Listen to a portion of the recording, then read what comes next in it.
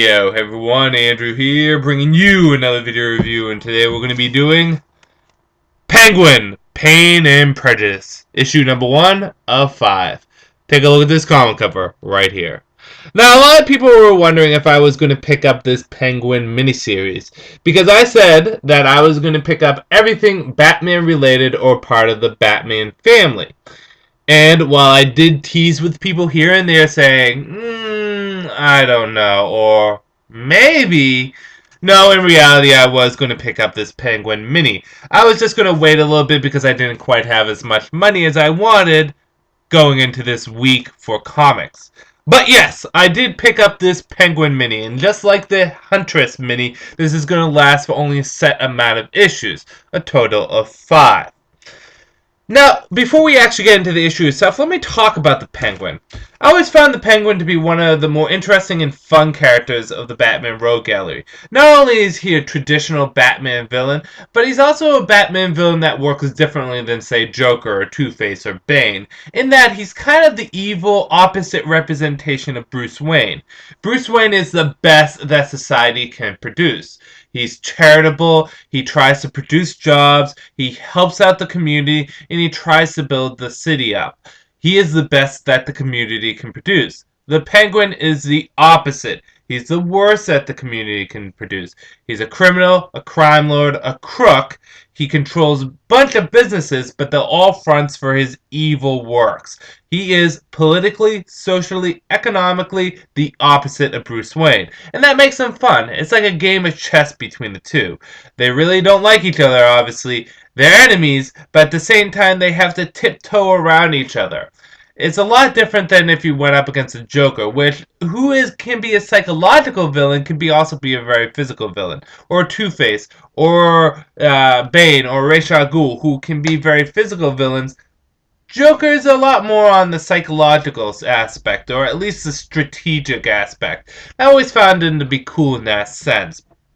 And unlike a lot of people, I've liked the evolution of Joker over the past 10 plus years. The character turned from being a basic one-note kind of criminal into a criminal that is kind of a reformed criminal, but you know he's really not reformed, so it gives you a lot of different stories that you can do with him.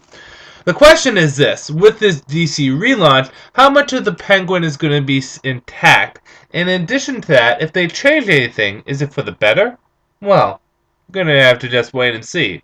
So let's jump into issue number 1 of Penguin, Pain and Prejudice. The basic concept of this issue is we're re-establishing who the Penguin is.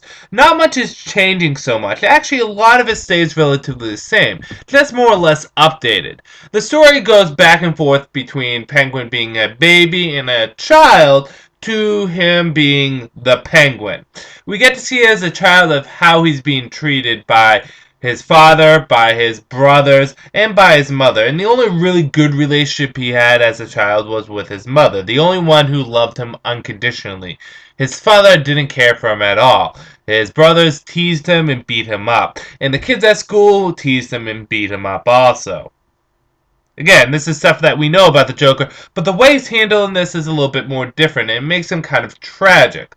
And it also helps build up what the Joker will become, not the Joker, the Penguin will become. In that he is a person that works towards his strength, and he relates to the actual penguin bird, in that the penguin can't fly, but the penguin knows how to do what it does best, better than everyone else. Swim, mate for life, it attacks people furiously and viciously, and that's what he inspires to be. Maybe not the mating for life, but you get the point. He wants to be a vicious, powerful person that works towards his strength. And we get to see that in the present day story, where we get an establishment of his operations, how he has the Iceberg Lounge, but he still does his evil stuff in the background. We see him actually tending to his mother, and we see what happens when you insult the Penguin. Someone will happen to be in the wrong place at the wrong time and say the wrong thing about the Penguin, and he overheard it.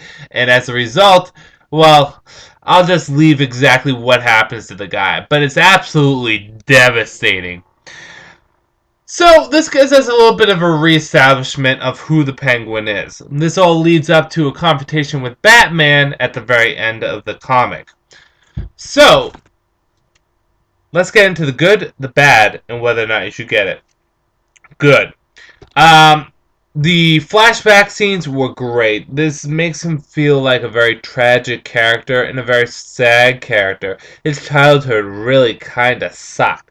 And, I know that's been done before with many characters, and even with the Penguin beforehand, but it was handled very nicely here, and you couldn't help but feel sad for this guy.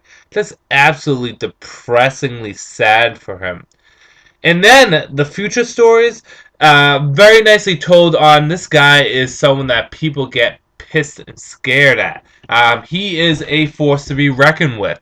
At one point in the comic, he's having champagne being poured into his cup, and a drop, the most minuscule drop, went on his coat, and he fired the person.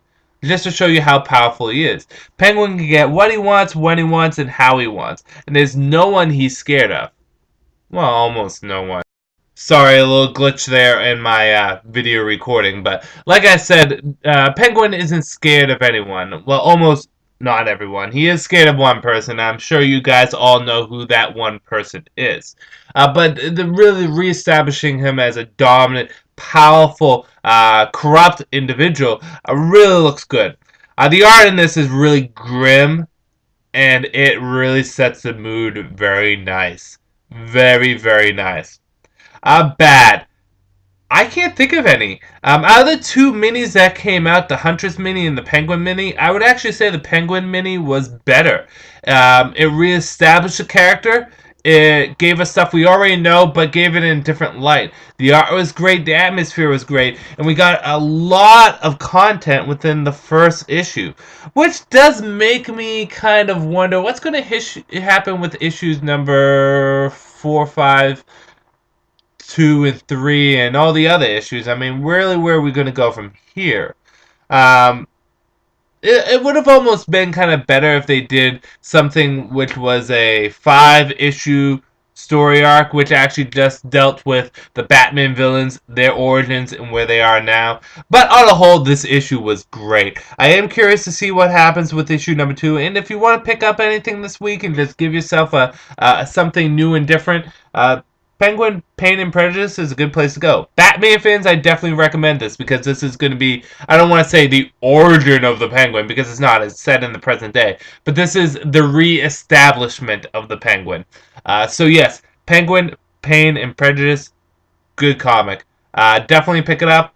Give it a solid 4 stars. This is Andrew saying, peace out for now.